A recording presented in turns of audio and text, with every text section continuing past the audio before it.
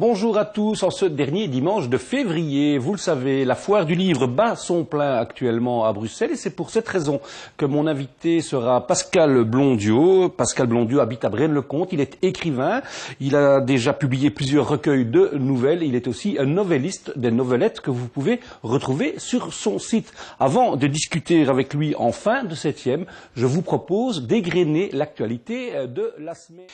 Voilà, je suis à présent en compagnie de Pascal Blondiau, écrivain, nouvelliste et auteur de plusieurs novelettes. Alors avant de discuter avec lui, je vais vous lire une des novelettes que l'on peut trouver sur son site internet.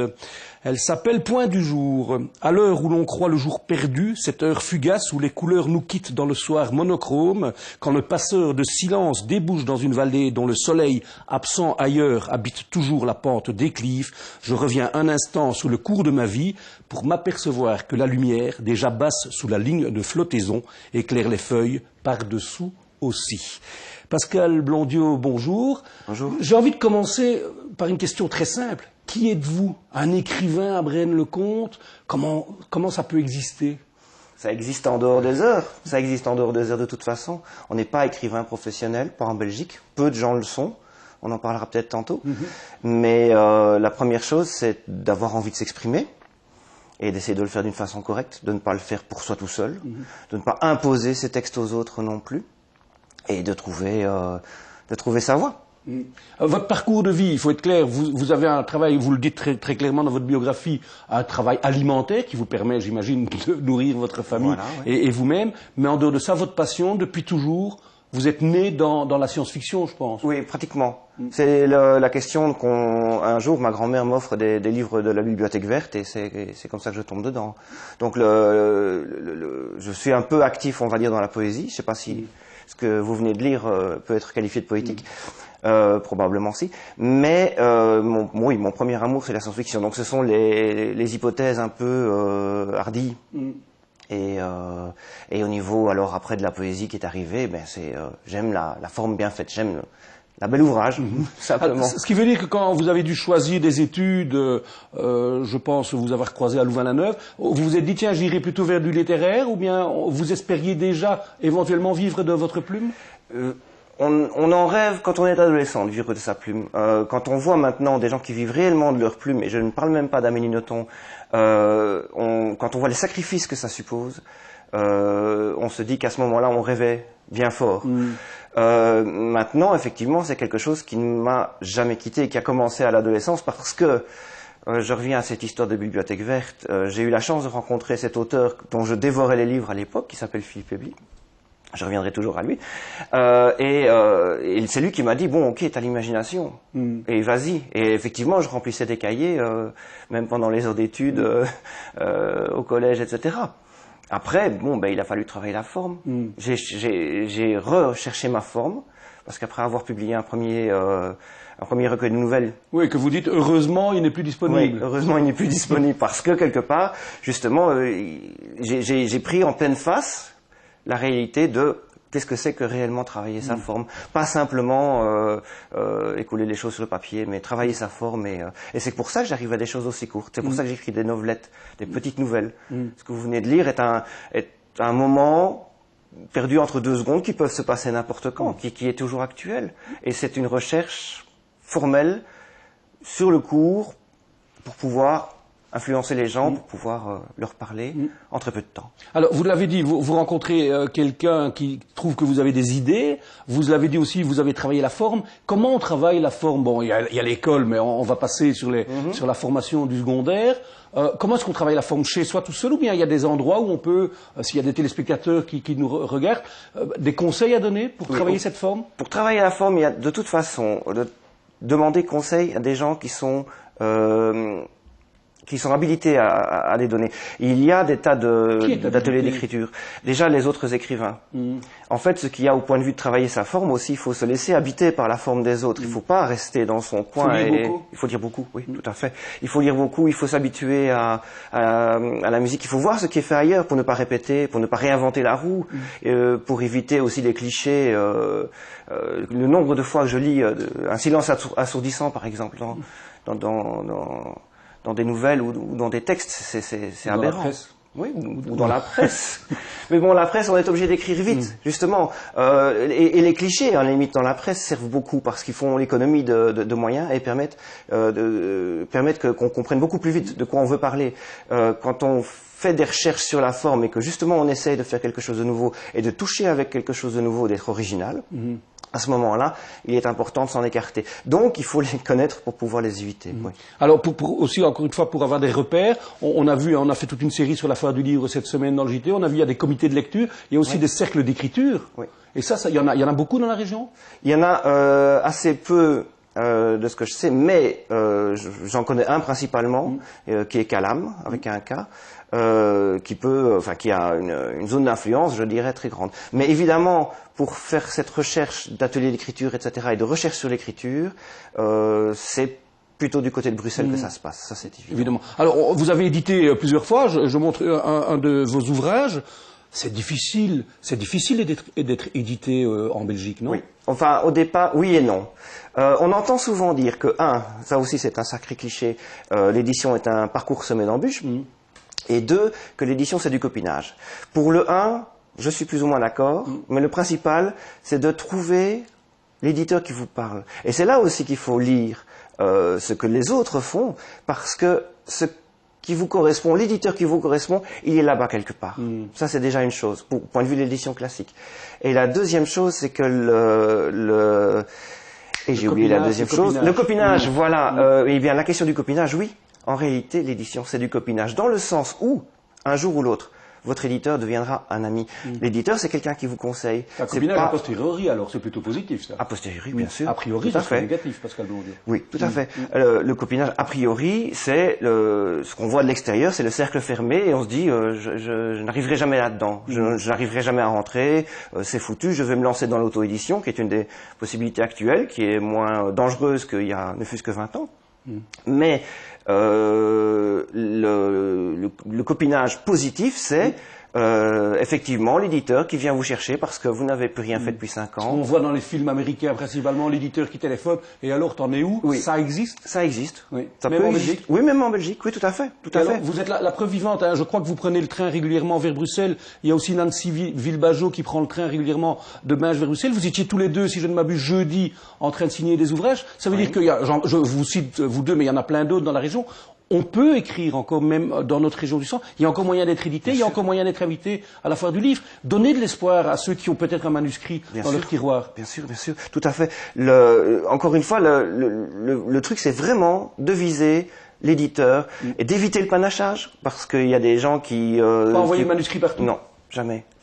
Savoir ce que l'éditeur fait. Ne pas arriver, en réalité, on a écrit quelque chose, c'est cette tripe probablement qu'on a mis sur la table, et ne pas arriver à faire de marchand de tapis avec cette tripe, et ne pas arriver chez un éditeur qui ne fait pas, qui n'éditera pas ce que vous allez faire, et qui n'éditera pas, donc vous allez droit à la désillusion. C'est là que c'est important de lire non seulement les autres en tant qu'auteur, de s'imprégner de ce qu'ils ont fait, de connaître la maison d'édition. Et de connaître la maison d'édition, bien sûr. Alors, je vais être très franc dans ma question. Vous gagnez de l'argent avec votre écriture? Alors, je gagne, ça me permet, disons que quand les droits d'auteur sont versés, j'offre un restaurant à la petite famille. Sans plus. Sans plus. Certainement pas en poésie.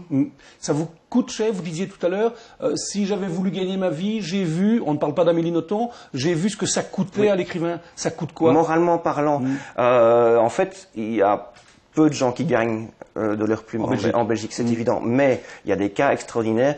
Il y a d'un côté Amélie Nothomb, par exemple, qui fournit son roman chaque année.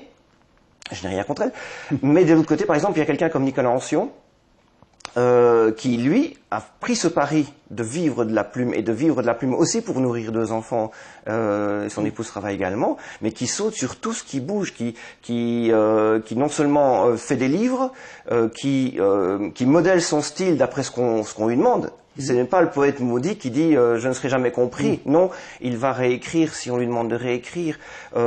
Si une chronique se présente dans un hebdomadaire féminin, il va également évidemment sauter dessus. C'est pas choquant. Thomas Gunzig fait. Non, dans son sens, ce n'est pas choquant. Thomas Gunzig, vous venez de le citer, il fait des chroniques à la RTBF. Voilà. Il était présent aussi à la Foire du Livre. Exact. Il écrit, mais c'est obligatoire. Vous aussi, hein, je vois que vous animez pas mal de choses qui concernent la littérature. C'est quoi? C'est alimentaire aussi, ou bien là c'est vraiment par passion? Là c'est par passion, parce que effectivement, donc je ne gagne pas, je gagne une centaine d'euros peut-être par an avec ce que j'écris, mais par contre, j'aime bien entretenir la flamme. Et c'est pour ça que je fais les animations littéraires, les apéros-livres à Braine-le-Comte. C'est quoi un apéro-livre? Un apéro-livre, c'est 10 heures du matin, un café de Braine-le-Comte qu'on prend un peu comme par guérilla. On force pratiquement le patron à ouvrir le café. Et on est là autour d'un invité, d'une question en général. Par exemple, est-ce que les ateliers d'écriture servent à quelque chose? On avait fait ça. Ou bien un livre en particulier. Mais ne pas arriver avec une espèce d'auteur sanctifié qui vient présenter sa prose et éduquer le peuple. Plutôt arriver avec le dialogue, toujours avec les gens qui vont venir voir. Alors, il y a les écrivains comme vous, hein, excusez-moi, je vais être brutal, pas très connus. Et alors, il y a les gens connus qui sortent des bouquins. Ils savent écrire, ou bien c'est quelqu'un d'autre qui leur écrit pour eux? Il y a souvent des nègres derrière, évidemment. Hein. Mais encore une fois, le principal... des gens qui sortent 3 livres par an sur des thèmes très différents, et on voit bien que c'est pas eux qui les ont écrits. Non, ça ne m'énerve pas dans le sens où ce n'est pas la même cour de récréation.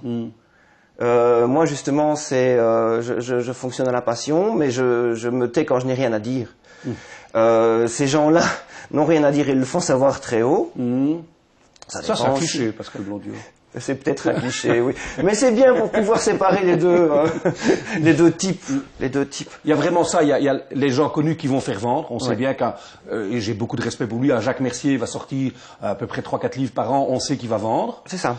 Et puis, il y a ceux comme vous, on sait qu'ils vont peut-être pas vendre. Oui, mais en même temps, d'un point de vue personnel, la gratification que j'en reçois est déjà extrême. Et il y a des gens qui viennent me chercher pour que j'écrive des choses. Effectivement, l'éditeur me téléphone. Vous avez des commandes aussi? J'ai des commandes, et j'ai des demandes surtout. Pour ne citer que ça, un jour, le soir, je reçois un coup de téléphone de Martine Cornil qui dit: j'ai un livre de photographie qui va sortir, je cherchais 30 auteurs belges, j'ai pensé à toi. Ça, c'est une gratification énorme. C'est ce plaisir-là que je recherche. Il faut être intellectuel pour être écrivain?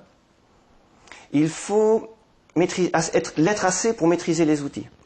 Ça, c'est une des grandes leçons qu'on peut prendre, par exemple, dans un livre comme Écriture de Stephen King, qui est un livre que je conseille vraiment aux candidats auteurs, j'allais dire, qui est, si vous ne maîtrisez pas votre boîte à outils, le vocabulaire, la grammaire, etc., effectivement, vous irez pas très loin. Il faut être de gauche? Non. Non. On a parfois quand même le sentiment que les écrivains de votre style sont plutôt de gauche, ou bien c'est aussi un cliché? De mon style, peut-être, dans le sens où je nage dans des maisons d'édition qui sont un peu alternatives, etc. Enfin, dès qu'on est alternatif, on est gauchiste. Il y a peut-être un mélange à ne pas faire. Hein. Mais oui, dans le sens, il y a le côté de gauche avec le côté culture pour tous et ce genre de choses-là, oui. Aujourd'hui, vous travaillez sur quoi? Le roman que j'ai écrit depuis 15 ans, par exemple. Oui. Dites-nous en plus. Non, mais ça, c'est le genre de choses... Il m'est très difficile de parler de ce que j'ai en cours parce que je veux rester flexible et plastique et pouvoir changer de direction si le sujet l'impose ou si la façon dont on travaille finit par l'imposer. Donc, j'ai plusieurs demandes d'éditeurs, de plusieurs éditeurs. J'ai énormément de travail aussi avec la lecture puisque je suis dans le comité de lecture, entre autres, donc des éditions Malmström. Je tenais aussi à ne pas être dans le même... lecteur dans la même maison d'édition que là où je publie. Donc je me mets... Donc vous travaillez sur un roman que vous ne publierez jamais? Le roman de votre vie? Probablement, oui. Et c'est un besoin psychanalytique? Oui, c'est le but, l'inaccessible étoile, je pense, de Brel, où ce sont des choses, on se le dit toujours. En fait, c'est le rêve d'adolescent qui continue. C'est par là qu'on a commencé. On s'est toujours dit, je vais faire ce roman. Et puis après, en fait, en essayant de l'écrire, on tourne autour de la chose et on finit par sortir des novelettes. Et je suis reconnu pour les novelettes. Je suis connu pour ça. Bon, ben, c'est un accident, mais c'est un accident que je prends à mon profit. Je vais vous poser une question qui pourrait rassurer peut-être des jeunes téléspectateurs. Vous étiez bon en français à l'école? Oui. Ah, vous étiez malheureusement pour ceux qui se posent la question. Oui. Mais les subtilités grammaticales, etc., par contre, elles viennent après. Au moment où on apprend sujet, verbe, complément d'objet à l'école, on n'est pas prêt à comprendre en quoi la structure de la grammaire peut vraiment magnifier ce que vous avez envie d'écrire. Et il y a énormément de manuscrits que je peux lire qui ne respectent pas les simples règles de grammaire qu'on apprend en primaire, simplement parce que les gens qui écrivent ce genre de texte n'ont pas intégré le côté créatif de la grammaire, le côté structuré qui fait qu'en fait le message va passer. Parce que la plupart des gens qui se mettent à écrire et qui se disent je vais faire un roman et s'il le faut je ferai de l'auto-édition, ne font pas des très bonnes choses parce qu'ils n'ont pas une boîte à outils complète. D'accord, Pascal Blondiot, mais si on reprend votre novelette qui est très bien écrite, mais elle n'est pas compréhensible à la première audition. Je suis certain que les téléspectateurs qui m'ont entendu tout à l'heure, qui ont envie, ont besoin de la relire et de la relire une troisième fois pour comprendre le sens réel de cette novelette. Donc ça, c'est de la complexité. C'est de la complexité, mais c'est pour ça aussi que c'est très court. Parce que, aussi bien en écrivant qu'en souhaitant qu'on le lise, je peux la reprendre quand je la travaille, quand je travaille quelque chose qui est de la taille d'une novelette, je peux la reprendre de tous les côtés et me dire là ça marche pas, la troisième partie, parce qu'il y a quand même des parties même si c'est tout petit, cette articulation là ne fonctionne pas. Ah tiens là, encore une fois un truc grammatical, j'ai une concordance de temps qui est complètement fautive. Donc c'est pour ça en fait que mes novelettes sont courtes. C'est parce que comme ça j'ai la maîtrise totale. Vous la maîtrisez, mais le lecteur, on sait bien qu'aujourd'hui à l'heure des tablettes d'internet, on ne prend pas 10 minutes, 20 minutes pour lire une novelette. Donc pour y entrer, il faut prendre le temps. Oui. Mais il faut prendre le temps pour la poésie aussi, etc. Et moi j'essaye de créer un espace calme aussi, en retrait. En même temps, le format par sa courteur est lisible à l'heure actuelle entre deux trains ou des choses comme ça. Donc de ce côté-là, pour moi, c'est un format relativement moderne. Mais en même temps, il crée un espace de calme et de retrait du monde trépidant. Justement, on arrive tout doucement à la fin de cet entretien. L'impact de la technologie moderne, des tweets, des statuts Facebook très courts sur la littérature et l'écriture, cet impact va se ressentir quand? Oui, il se ressent déjà. Il se ressent déjà. Des gens comme Francesco Pito, par exemple, qui publie également au Dessin de Lune, mais qui est un grand auteur d'ouvrages jeunesse, entre autres La Martinière et Au Seuil, est quelqu'un qui a fini par aligner des statuts Facebook, comme justement chaque fois une petite histoire. La littérature, ce qu'on appelle la littérature avec un grand L, n'est pas l'adversaire de la nouvelle technologie et du tweet. Certainement pas. Et il suffit de voir ce que Bernard Pivot pense des tweets, par exemple, et la façon dont il s'y est mis lui-même. Un recueil de tweets très très amusant. Oui. Effectivement. Alors Pascal Blondiot, ce sera mon avant-dernière question. Vous étiez à la foire du livre. Il y a pas mal de retours pour dire que c'est une belle foire du livre.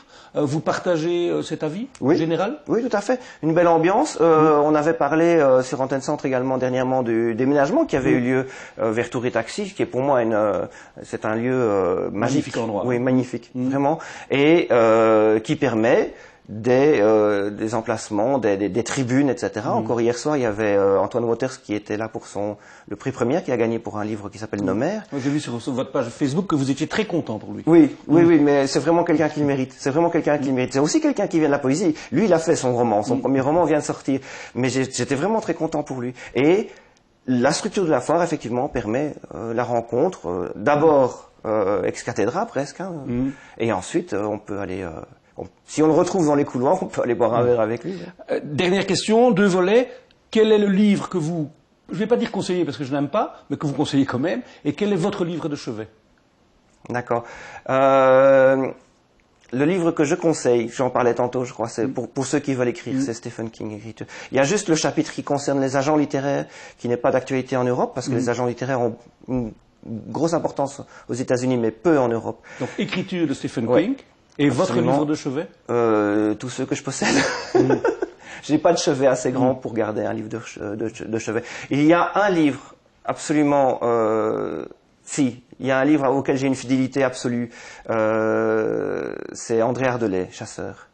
Les Chasseurs d'André Ardelais, oui. Pascal Blondiau, merci. Et quand vous sortirez le roman de votre vie, vous serez évidemment le bienvenu dans le 7e ou dans un de nos JT ou dans Gimmick, évidemment. La semaine prochaine, retour du Club de la Presse, comme tous les premiers dimanches du mois. Il sera entre autres question de folklore, évidemment, puisque nous serons le dimanche gras. Belle semaine à tous. Au revoir.